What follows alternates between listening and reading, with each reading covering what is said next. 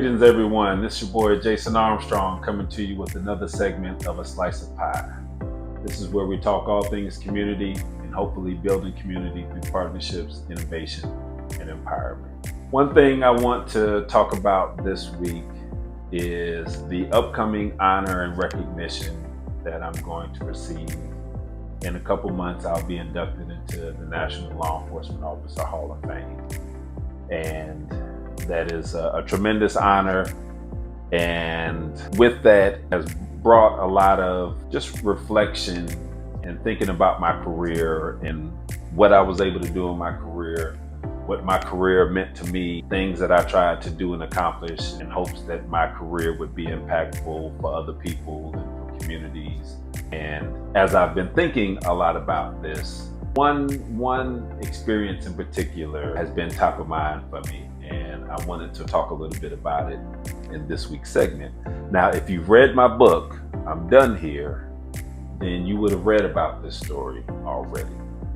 But I know everybody hasn't read my book, and so I wanted to take some time to talk about this because it's something that greatly helped me and was a great motivator for me to become more engaged and be more intentional about how I showed up in the community as a police officer. And I think the same outlook on things could be beneficial for anybody in law enforcement today or people in communities that recognize that the relationship needs to be better between people in the community and the law enforcement agencies that serve their areas. And at the time, I was a captain in Forest Park, Georgia. So this was my first agency. So this is before I ever became a police chief. And we had organized a barbershop community dialogue session. Now, I'd be remiss if I didn't give a shout out to my friends True Pettigrew and Chief Tony Godwin, because they were the first ones that I saw do something like this. They were up in Cary, North Carolina, and they had a barbershop rap session program. They started up here, and I happened to see it online, thought it was a great idea. And I took that idea and I tried to implement something similar down in Georgia where I was. And so we had this community event, had a decent turnout. So I had a group of officers there with me, barbershop owner, reached out and promoted it to some of the people that regularly patronize the barbershop. And so they came and we had food and all of this stuff. And we had a good discussion. The media was there, came and did a story on, community outreach and engagement efforts that we were trying to get going and get some momentum behind in Forest Park.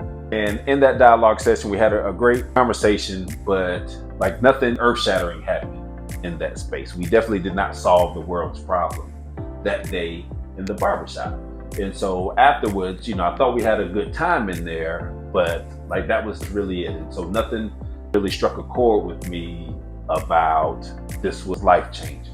Turns out it was life-changing. I just didn't know it in that moment. Fast forward a couple weeks, I'm at work and we have something happen. I don't even remember what the original incident was, but we had something happen and we were looking for somebody. We were searching for somebody. And as the watch commander, I was often the incident commander if we had something noteworthy going on. And so I go out to the scene and my officers have a perimeter set up, and the guy that we're searching for, we know that he is held up inside a house. So we have that house surrounded and we're formulating our plan to go in and take this guy into custody. So we know he's inside and we're not leaving this location until we have him in custody. And when you have somebody that is inside a structure, a house, or what have you, you know they're in there, that's one of the more difficult things for law enforcement to deal with, because we're walking into the unknown. If the individual won't come out to us and be taken into custody willingly, we have to go in there and get him, and we don't know what we're going to face when we go through that door. And it just creates, a very tense environment. And these are the situations that we always hope we don't find ourselves in, because just the stakes are really high, and just the level of tension everybody is dealing with and experiencing is just unpleasant. And the last thing that we want to have happen is for somebody to get hurt. And the officers, they don't know what they're walking into or what they're going into. And so they're hyper vigilant, make sure that whatever they experience in going through that door or whatever they encounter, that they do so as safely as they can do so to make sure that they're protected. And so I'm standing out there, and an individual walks up to me, starts talking to me. And this guy starts talking to me. He's like, "Hey man, you're the officer that led the dialogue session at the barbershop the other week." Like, "Yes sir, that's me." So we get to talking. So this gentleman had attended that session. And so as we're talking, he's like, "Look man, the guy that y'all are after is my cousin." So he's inside the house. He called me and told me what was going on, and that the police was out here to get him, but he's scared about what may happen to him or what you all may do to him. And so I'm able to talk to the cousin and have him call and tell him, like, "Man, I'm out here, I'm in control of this scene. I can promise you, if he would just come out to us, that nothing is going to happen to him. Nothing bad is going to happen to him. He's going to be arrested, and we will do so as gently and easily as we can. We just don't want anybody to get hurt. And if he comes out with nothing in his hands, we'll take him into custody and we can go on about our day." So the cousin calls and talks to him and helps us get this young man out of the house without us having to kick in the door and running to go get him. And so we're able to bring the situation to a peaceful resolution.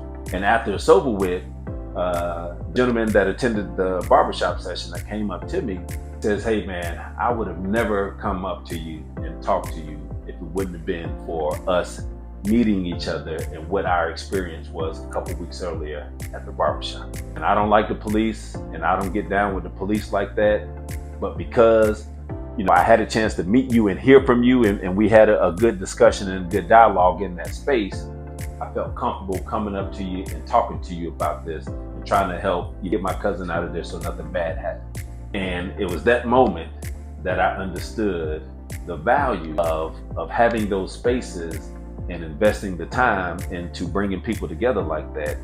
Because while that day in the barbershop, yeah, we talked, and like I said, leaving out of there, I didn't feel that anybody's life had been changed, nothing earth-shattering happened in that space.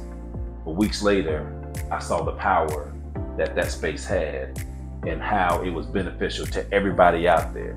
Because just as scared as that young man was inside the house, knowing that we were outside and we weren't going to leave until we had them, my officers was just as scared and uncomfortable, because we never liked having to go through that door, not knowing what's waiting for us on the other side of the door. I give that moment a lot of credit for being a big catalyst in what would become really the foundation of my leadership as a police officer, and more specifically as a police chief, and how I tried to lead my departments and get them to understand the value and the power that outreach and engagement has. It's not necessarily about that event and what we do that day, but it's about building those connections and breaking down some of those barriers we have with people in the community, to where when the stakes are high and lives are on the line, we have people that are more willing to work with us because they feel more comfortable with us. And my approach in doing that wasn't always the most popular in the agencies that I led, but I'm proud of what we were able to accomplish as a team. And I do not take all of the credit for it whatsoever. I had a lot of quality people that I worked with over the years, and they brought a lot to the table to help us, move that mission forward. And, I just happen to be the one to get some of the credit for it, and being the chief, and now with this honor and this recognition of going into the Hall of Fame. So I'm appreciative all of the work that people have done with me and what they have put up with from me in this effort, because I truly believe that that is the hallmark of how we can see better results in our communities all over this country, really all over the world. And that is really at the heart of my community P.I.E outlook and framework that I train law enforcement on around the country. And so to everybody that has played a part in the success that I've had in my career, and has played a part, whether large or small, in what this journey has been like for me, I thank you. I appreciate you. I hope those who have not read my book yet and were not familiar with the story, I hope this story is a spark for you.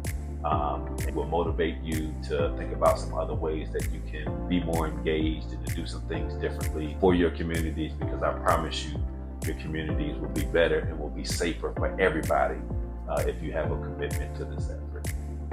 I'm Jason Armstrong.